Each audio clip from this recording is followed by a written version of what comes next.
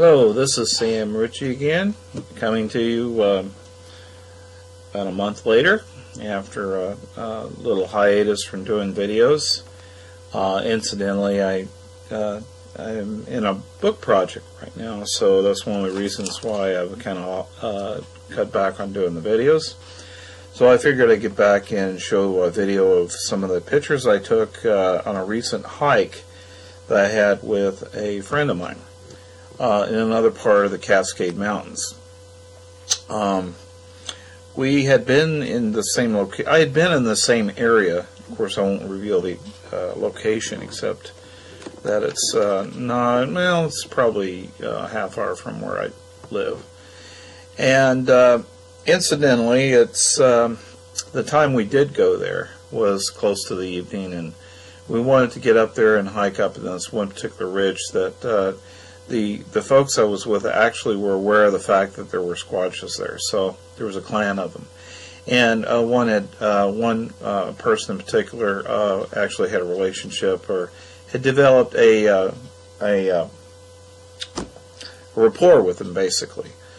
So he brought us up there, and we of course took a path down to the river, and then came back up, and we went up to this one area up on the ridge.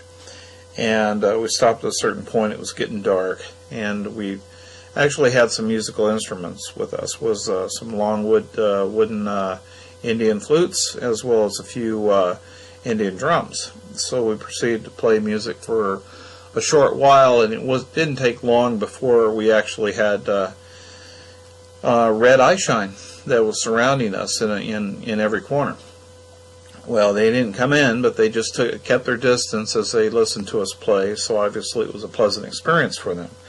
It was a full moon that night, and we decided to come back down off the trail, and we did not turn our flashlights on as we made our way down the path, which was descending down to the main road, the old logging road. And I looked up, and the full moon was over way to the left of where it was at, and straight up I was looking, and I saw a ball of light, and I kept looking at it, and it was huge. Actually, I was thinking it was kind of like the eye shine, but then again it was too large to be that. It honestly looked like someone had a spotlight up in the trees. It wasn't up in the sky, it was actually in the tall part of the trees. And it stayed stationary, but for a few minutes. I can't remember if it was prior to that or right after that. I think it was prior to the light appearing. We heard several howls, so several howling calls from the Sasquatch. And that only lasted about 20 seconds, I believe. And then, of course, the light appeared. And it stayed there for a while. We went down the path, and then it just sort of blinked out. So if someone were to ask me the opinion of what I saw, I would say because of the fact I didn't see two of them, or I didn't see it blinking or anything like that, I have to assume it was an orb that was up in the tree. And of course the orbs are always seen to be associated with the Sasquatches. But anyway, going from there, I made a second trip recently in the past couple of weeks to the same area with the same person and met her. And we decided to go up another path up to that same ridge. We decided to take a kind of a wilder wilderness route. And I proceeded to take some pictures. And what I'm going to do basically show you is usually when I go, I get a feeling about them being there. And of course, my spidey senses were going off kilter, and the fact that they were there, and my friend that was with me, also knew so as well. So this was the first picture I took. I basically I looked for it. I saw these dark area spots that I kind of suspected were them. This is not as clear as I'd like it to be able to show on a video. I'm doing so anyway with a cautionary note that this may or may not be a Squatch without definitive proof or anything. But as you can tell looking at this one, I'll just try to pull this in a little bit. My videos don't sync up with the audio very well, so I may have to manipulate that a little bit. But you can tell a little bit we got a face going on right here. And I'll just pinpoint where the eyes are. Right here you can see that. There's the nose area and of course the mouth.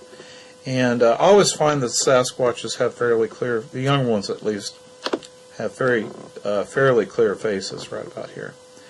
And along with their head. Let me pull that back. Pull it forward a little bit. You know, the problem is because of the distance it starts to pixelate a little bit. And what I felt was interesting was this. There's something over here too, but it's too dark to tell. But I look at the shape of the bodies. It can't be a tree necessarily, so they were all in the same vicinity, kind of looking out this way. There is also something right here. Right here, you see?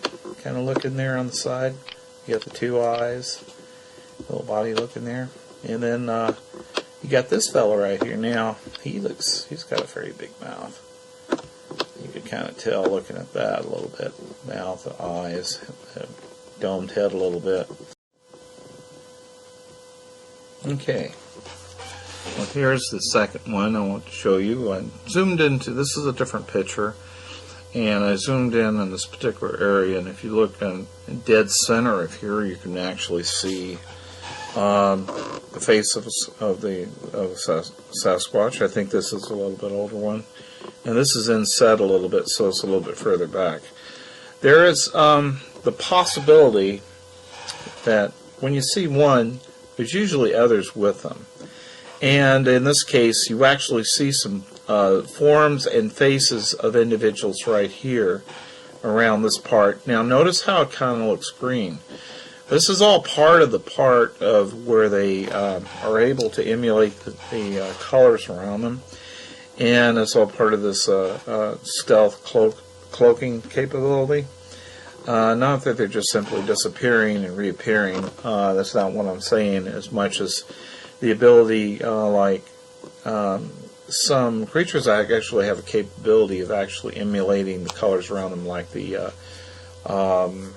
iguanas, I believe, have the ability to do that.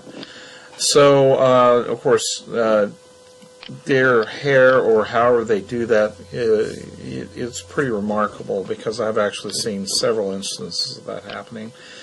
But right here, you basically have the same darker brown-haired Squatch.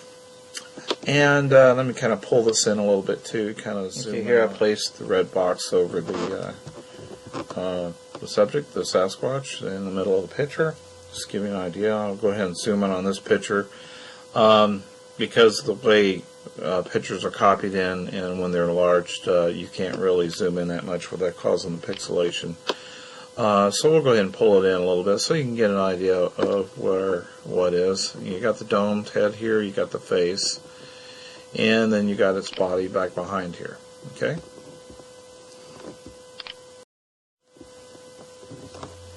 Okay, so here we are. We took the center portion of this. We went ahead and lightened it up a little bit, sharpened the actual image in the center here, and for clarity purposes. So you can actually tell, looking at this, that there's an actual face right about here. And I'm going to go ahead and pull this one in a little bit closer so you get a better idea. And it should be very apparent that you are seeing the face, the two eyes, the nose, and the mouth stand out a little bit clearer here. And finally, of course, a little bit of enlargement of that, give you an idea. And even with this picture, that it's not the best picture in the world I've taken, because of the fact that even with the high resolution camera they got, which is 24 megapixels, that any subject that is any distance away from the camera will still, by the time you enlarge the photo, you're going to have some degradation. So, but there's enough here to be able to tell what you're looking at.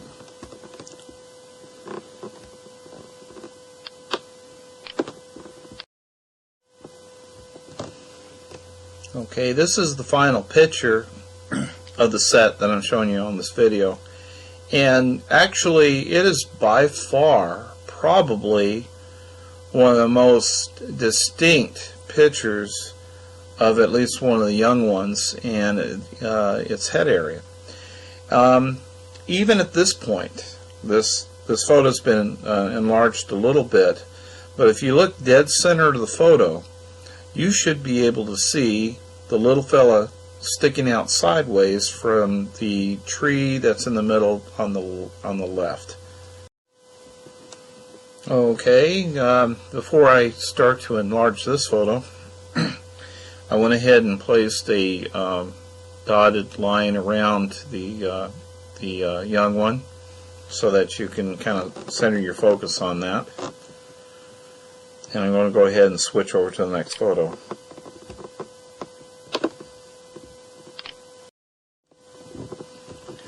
Okay, here's the zoomed in a little bit, and I'm going to leave the cursor right here so you can actually pinpoint where his head is. Because the syncing of the audio of this video, when I'm trying to point to the eyes, sometimes it's delayed where it's pointing to the mouth. So I'm just going to leave the pointer right there for a second. But right next to the pointer, you can actually see where the eyes and the nose are. And over to the side, you can see the actual arms that they kind of fan out from him. And more than likely he's holding onto a branch on the back side of that tree to stabilize himself so that he can actually view us from a sideways position.